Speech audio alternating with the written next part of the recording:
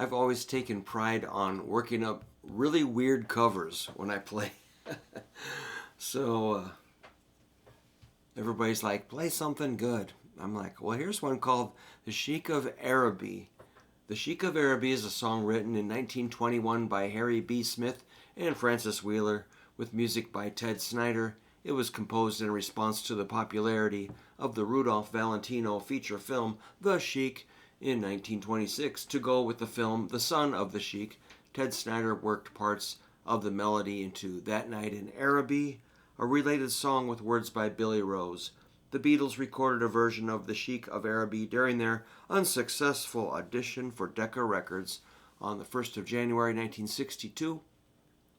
The group based their arrangement on a rock and roll version released by Joe Brown and the Broovers in 1961. George Harrison was a big fan of Brown and sang lead vocals on the Beatles version, and The Shiek of Araby had proved a popular number on stage in Liverpool and Hamburg. What more do you need? I think that's pretty good. All right, so I'm looking at a video by Stu Sutcliffe, who has 12,000 subscribers. And he did a really good job doing the guitar parts. I'm just copying that, trying to chart it out my own way. So the intro is a riff like this.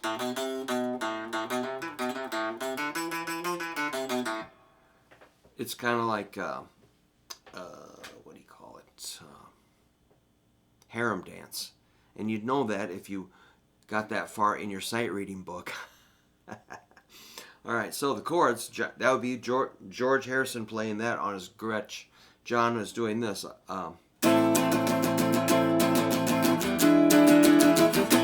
That's A minor, E7, A minor. And the E7 is like a C shape. 7, 6, 7, 5, 0. So again. Whoa, I'm tired. So the verse is C, A diminished, D minor, D7, G, C, C, A diminished, D minor, D minor, G, C, G. C, there's a stop there, A diminished, D minor, D minor, G, then it's E7, like crazy, man. Or you could do depends on if you're doing the George or John part. I'm just trying to get the general structure going here. Then you got an A augmented, that's a weird chord.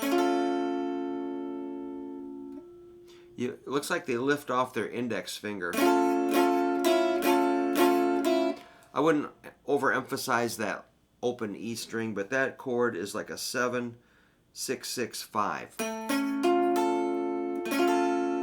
Then there's this A minor add 4, which is basically like the first chord of Stairway to Heaven, a 7, 6, 7, 5, 5, 5.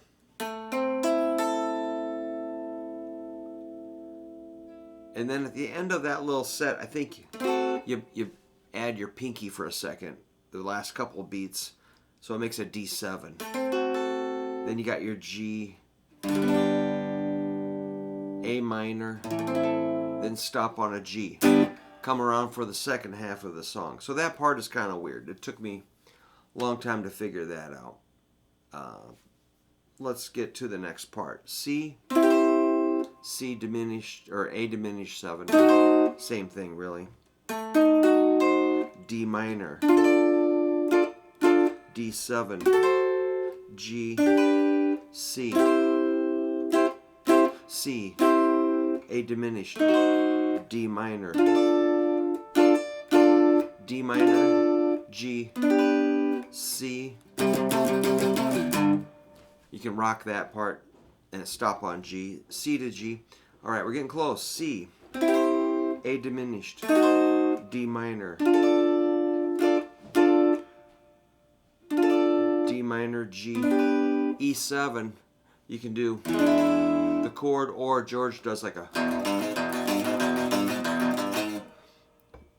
digging on that E riff there. Now the weird part, the A augmented, A minor add 9, or add 4, sorry. Then add a pinky for just a second, not critical.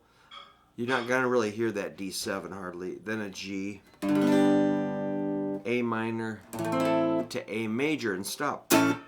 D minor, G, A minor to A major, stop. D minor, G, C. So I can slow that down, break it down, write it out, whatever. I would just go to that video. There's a little chord, if you want to see it really good, that Stu Sutcliffe. I'll try to copy that link and put it in my comments or post or something. I'll put it where hopefully you can find it.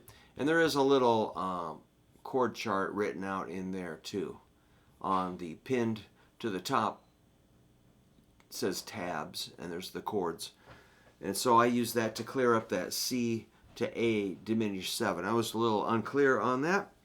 But anyhow, I'll probably record some sort of a version of this for my duo, and we'll play it semi-live. Thank you.